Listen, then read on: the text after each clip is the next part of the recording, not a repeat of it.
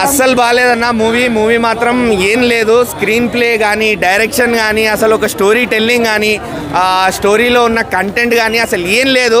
పెద్ద స్టార్ క్యాష్ని, భారీ బడ్జెట్ని వాడుకొని మూవీ తీసేసినట్టు అనిపించింది తప్ప అక్కడ సినిమాలో మనం చూసి ఎంజాయ్ చేసేంత ఏం లేదు. ఎమోషన్స్ పెట్టుకున్నాడు, యాక్షన్ సీక్వెన్సెస్ పెట్టుకున్నాడు కానీ జనాల్ని ఇన్వాల్వ్ చేయలేకపోయాడు.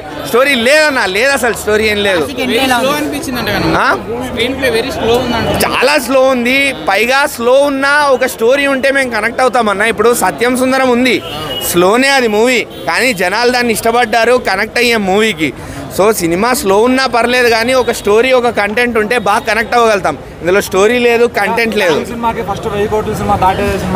ఆయన 2000 కోట్లు అని అన్నారు ఎవరో ఆడ ప్రెస్ మీట్లో అడుగుతూ. 2000 కాదు, 20 కోట్లు దాటితే గొప్ప. సినిమాలో ఏం లేదన్నా. కార్తీ గారు లాస్ట్లో క్లైమాక్స్లో రాగానే కొంచెం అమ్మయ్య ఇదేదో బాగుంది అనిపిస్తుంది, కానీ దానికోసం పార్ట్ 2 పెట్టి కార్తీ గారిని కూడా తీసుకొచ్చి అదే చెప్తున్నా, స్టార్ క్యాష్ని పెట్టే సినిమా తీద్దాం అనుకున్నారు శివ గారు తప్ప ఇలాంటి సినిమా చేయడం వర్కౌట్ కాలేదు ఆయనకి. ఎందుకంటే ఇలాంటి సినిమా ఇంతకుముందు ఆయన చేయలేదు కూడా. దమ్ము లేదు, ఏం లేదన్నా. సూర్య గారు యాక్టింగ్ అన్న అంతే. సూర్య గారు యాక్టింగ్ ఆయన సినిమాకి ప్రాణం పెట్టారు తప్ప.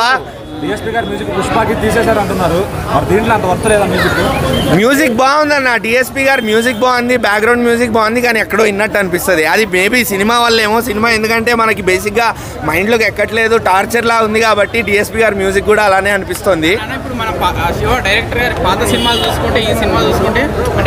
ఆయన అనవసరంగా ఆయన పాత సినిమాల్లో ఈ సినిమా కలుపుకున్నాడు. అనవసరంగా ఆయన బయోగ్రాఫ్లో ఈ సినిమా యాడ్ అయింది. అదే పాత సినిమాలు ఉండుంటే కనుక అదే గ్రాఫ్లో బాగుండేది. అలాంటి సినిమాలు తీస్తేనే బెటర్. శివ గారు సూర్యకి ఏం చెప్తారన్న? ఓవరాల్గా సినిమా గురించి ఏం చెప్తారు? సూర్య గురించి సినిమా గురించి నేనేం చెప్పనన్నా. సినిమా మాత్రం తలకాయ నొప్పి తప్ప ఇంకేం లేదు. సూర్య గారి మీద ఇష్టంతో సినిమాకి వెళ్ళండి, కానీ తలభారంతో బయటకు వస్తారు. పార్ట్ 2కి స్కోప్ ఆయన పెట్టుకున్నాడన్నా, కానీ నాకైతే ఏం కనిపించట్లేదు. పార్ట్ 2 మొత్తం డొల్లా. అనవసరంగా కార్తీక్ కూడా ఒప్పుకున్నాడు. అమ్మున విక్రమ్ యూనివర్స్లో రోలెక్స్ తీసుకొని కొట్టుకోవడం బెటర్.